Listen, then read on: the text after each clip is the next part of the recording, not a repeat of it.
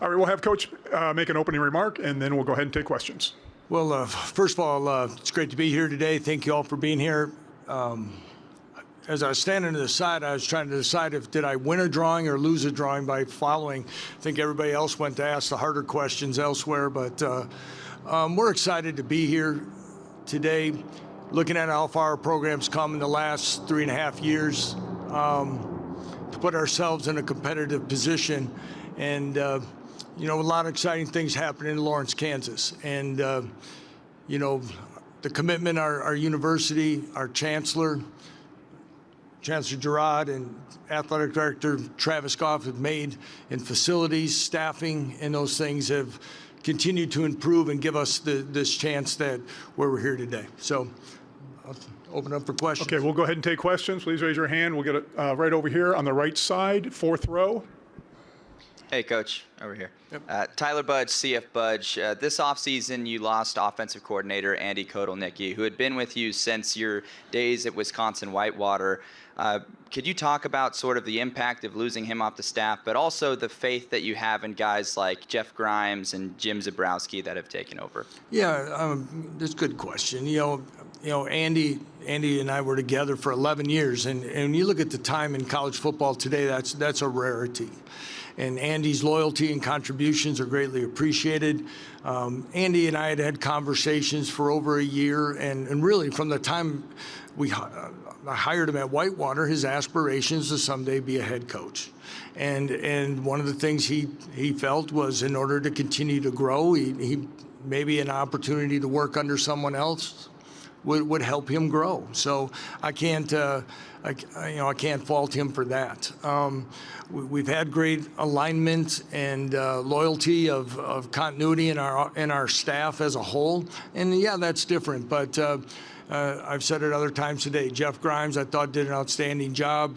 I look at our first year in the conference in 2021. I think, unfortunately, this year we didn't make it down to Dallas for this event. But Baylor, I think, was picked right above us in standings, and we were 9 and 10 respectively. And Coach Aranda and Jeff Grimes and that staff, you know, won the Big 12 conference. And watching what they did when they played us and other things, I just thought we'd have a good fit. Somebody had knowledge of the conference.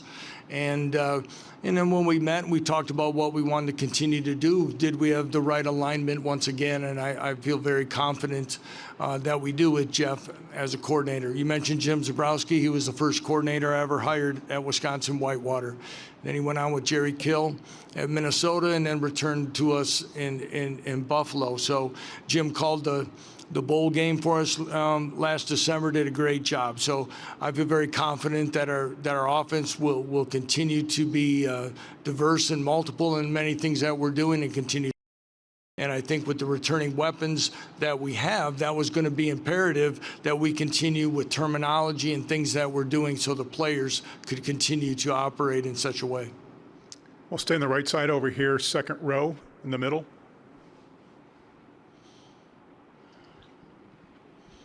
Kenneth Berry, Touchdowns and Tangents Media. Coach, obviously your starting quarterback, Jalen, he's had an incredible road, pretty much learning to play quarterback and become the starter as a junior, winning a state title. He has the back injury. How battle-tested is he going into this season, and how do you quantify his leadership status? Well, Ken, thank you for the question. Jalen Daniels has been tested in so many different ways through high school, through college, and to persevere and handle it in today's college football world, social media, speculation and all those things. To watch him, on a daily basis, walk in with the smile that he has that lights up a room, stay positive, be there for his teammates, even when he's not available, speaks volumes to me each and every day. It makes me a fan of him as well as being fortunate to be his head coach. So I know he's tested to handle anything from that may come his way. He continues to learn as a quarterback. I think it's well documented that when he's on the field, we are a lot better football team. we can be pretty explosive, and he's the leader there. I feel very good about our quarterback room as a whole, but I continue to look at and I'm excited to see what Jalen will do this season for us. He's doing everything that doctors, trainers, strength coaches are having him do, and I can't wait to get to August. We'll stay over here on the right side, right next to him. Coach Lynn Harrington with Stay Alive in Power 5. How you doing today? Doing well, thank you. That's good to hear. So to follow up what you were just talking about, with Jalen Daniels, there's no Jason Bean around this time. And like he said previously, Jalen Daniels struggled, staying healthy to make it through the season. How important is it to have two quarterbacks just ready to go, throw to the wolves, just in case anything happens to Daniels? I think that's a dilemma, across college football. I think we looked, and I don't have the numbers, somebody probably does there, about how many teams played ended the year with a different quarterback than they started with. So it's there. Cole Ballard started a game, was a walk-on last year, started as a true freshman. Cole's had an outstanding off-season. I feel very confident in his growth and where his future lies. Isaiah Marshall, Detroit, Michigan, enrolled early, and we're excited about what he gives us as well. So continued development is going to be key, but it's our goal and expectation is that Jalen will play every snap he's able to play, dictated by score more than health. Go to the left side, third row. Hey, Lance, Colin Wilson with the Action Network. All 4 Big 12 home games this year will be in Arrowhead Stadium. Does that change the game plan for special teams, kicking, or just prep, field turf, everything? We're practicing on grass more than we ever have. We'll continue to try to find ways to do that. All our home games, the first 2 are at Children's Mercy Park in Kansas City, Kansas. That's going to be different. Gauging anytime you've got to gauge weather conditions as it goes. I think we have an outstanding relationship with the Chiefs, and any other nuances that we need to be aware of, we'll have, we'll be educated on. We have over 30 seniors and guys that have done an outstanding job helping us get this turned around. Part of me feels bad that they don't get to play in Lawrence, Kansas this year, or get a chance to play in the new stadium in its renovated, site. But then there's a part that's excited because much like we pick venues like this to hold media days, we have a chance to play in an NFL stadium for conference football games. And I think the 4 gentlemen that are here today would tell you that that locker room's pretty excited about it. And we're going to have to be ready to go. And it is what it is. We can't control it. I'm not going to slow down the investment that our university has made. So we're not going to use anything that might be new as an excuse, and we're going to find a way to play our best football yet. We'll stand left side, 4th row on the aisle in the center. Hey, Coach Leipold, good to see you. You as well. So, you kind of touched on it a little bit, but first of all, what's kind of the status right now on Jalen Daniels and his injury? And 2, if there are some issues, what kind of is your plan behind that? Oh, again, I don't know, where you at, Jalen? Help me out, man. Jalen's doing everything. All the stuff they do behind over here, I think we got to have them stretch or something before they do all that stuff they video back there as much as they go. I go, if he can make it through everything they're doing to video for pregame stuff, I think he's going to be fine. Like I said, he's doing everything.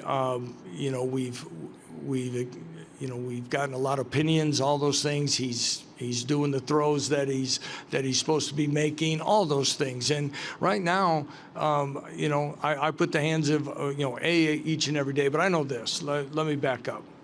I try not to ask Jalen Daniels more than once a week how is he doing, because I know everybody asks him that.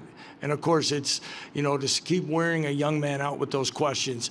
I'll be told by somebody if there's anything going on. And for that, for him, just on that part mentally, that he has a chance just to go about his business. He's excited. He wouldn't be here today if we didn't think he was going to be ready to go for this season. I can tell you that. Everything else from that is I believe our practice format and how we rep players is going to give Cole Ballard and Isaiah Marshall opportunities, as well as our other quarterbacks, to develop. And I think we've been able, unfortunately, in all 3 years, we haven't played one quarterback the whole time. And as I said earlier, a lot of us go through that in this conference. But, the emergence of and the development of Jason Bean throughout his career was part of that growth and development through playing, but also practicing. And I feel that if there would be an instance that Jalen's not available, the growth of especially Cole Ballard, who got thrown to the fire last year, is going to put us in a good position. I will stay on the left side over here, second row. Hi, it's Richard Obey, Playmakers KU.